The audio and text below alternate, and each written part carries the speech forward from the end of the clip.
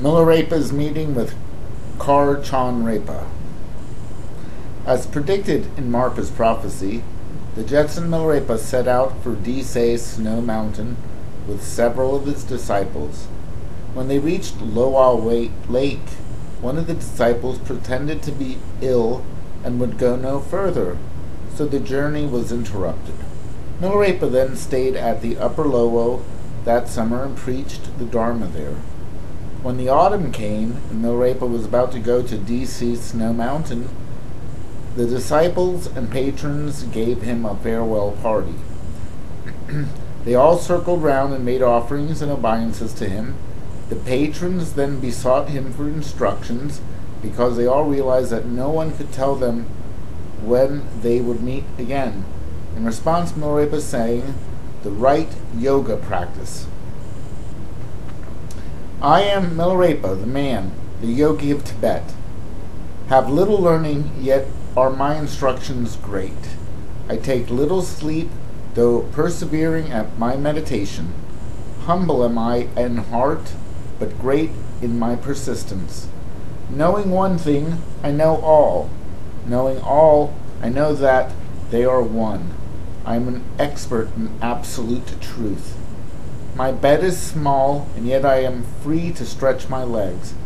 My clothes are thin, yet is my body warm. I eat but little, yet am I satisfied.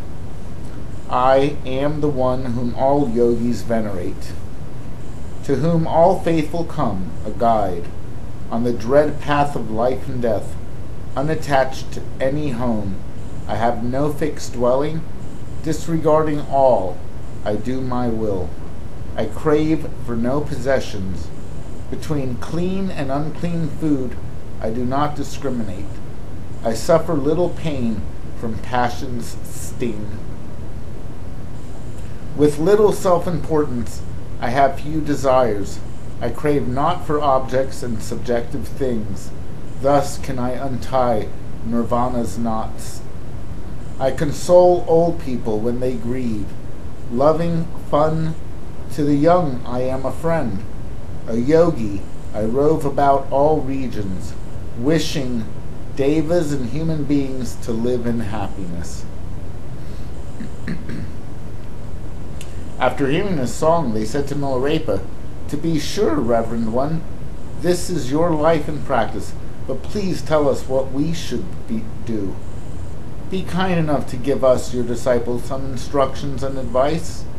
The Jetson then emphasized the transiency of all beings, admonishing them to practice Dharma earnestly, and he sang the song of transience with 8 similes. Faithful disciples here assembled, ask yourselves, have I practiced Dharma with great earnestness? Has the deepest faith arisen in my heart? He who wants to practice Dharma and gain non-regressive faith should listen to this explanation of the mundane truths and ponder well their meaning. Listen to these parables and metaphors. A painting in gold, flowers of turquoise blue, floods in the vale above, rice in the vale below, abundance of silk, a jewel of value, the crescent moon, our precious, and the precious sun. These are the 8 similes. No one has sung before such causal words on this. No one can understand their meaning if he heeds not the whole song. The gold painting fades when it is completed. This shows the illusory nature of all beings. This proves the transient nature of all things. Think, then you will practice Dharma. The lovely flowers of turquoise blue are destroyed in time by frost. This shows the illusory nature of all beings. This proves the transient nature of all things. Think, then you will practice Dharma. The flood sweeps strongly down the vale above, soon becoming weak and tame in the plain below. This shows the illusory nature of all beings. This proves the transient nature of all things. Think, then you will practice Dharma. Rice grows in the vale below. Soon, with a sickle, it is reaped. This shows the illusory nature of all beings. This proves the transient nature of all things. Think, then you will practice Dharma. Elegant silken cloth, soon with a knife is cut. This shows the illusory nature of all beings. This proves the transient nature of all things. Think, then you will practice Dharma. The precious jewel that you cherish soon will belong to others. This shows the illusory nature of all beings. This proves the transient nature of all things. Think, then you will practice Dharma. The pale moonbeams soon will fade and vanish. This shows the illusory nature of all beings. This proves the transient nature of all things. Think, then you will practice Dharma. A precious son is born. Soon he is lost and gone. This shows the illusory nature of all beings. This proves the transient nature of all things. Think, then you will practice Dharma. These are the 8 similes I sing. I hope you will remember and practice them. Affairs and business will drag on forever. So lay them down and practice now the Dharma.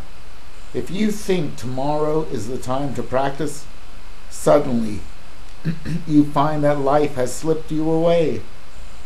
Who can tell then when death will come? Ever think on this. Devote yourselves to real Dharma practice. Hearing this song, all the patrons fell prostrate before Milarepa in their deep faith, feeling a strong conviction of the truth contained in his admonishments. Tears gushed from their eyes like the waters of a spring. 3 young men among them asked Milarepa to take them as his disciple servants. Thereupon the Jetson sang of the 10 difficulties. If a Buddhist be without benevolence, how can he subdue and convert evil people? If spiritual longing be not awakened, how can the merits grow within one? If a great yogi has no perseverance, how can the experiences and realization come? If a monk keeps not the priestly rules, how can he receive gifts, service, or respect? If a tantric yogi violates the precepts of samaya, how can he gain powers of grace? If a patron be mean and parsimonious, he can never be of good repute. If a yogi jokes and talks of nonsense, he will never be respected. He who pays no heed to karma or to virtue will never understand the truth of voidness. If a trusted Lama grows tired of religion, he finds it hard to readjust to life.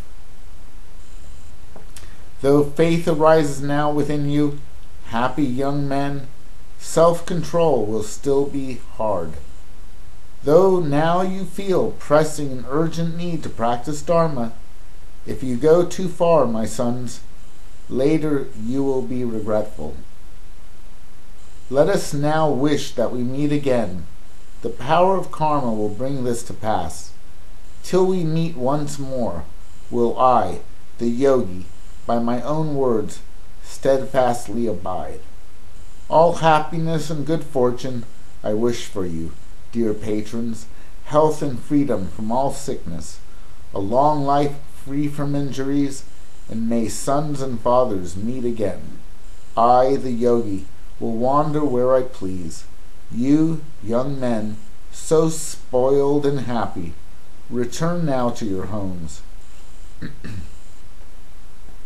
A Upon hearing this song, they all surrounded the Jetson, grasped his clothing, and embraced his body, weeping, bowing down at his feet, and making their wishes. Among them there was a young man who was extremely sincere. He pleaded again and again with Milarepa in great earnestness. Eventually the Jetson relented and accepted him as a disciple. He then brought the young man back to D.C. Snow Mountain, where he gave him the initiations and instructions. Later the young man attained emancipation and became known as Kar Chon Repa, one of Milarepa's intimate sons. This is the story of Milarepa meeting with Kar Chon Repa.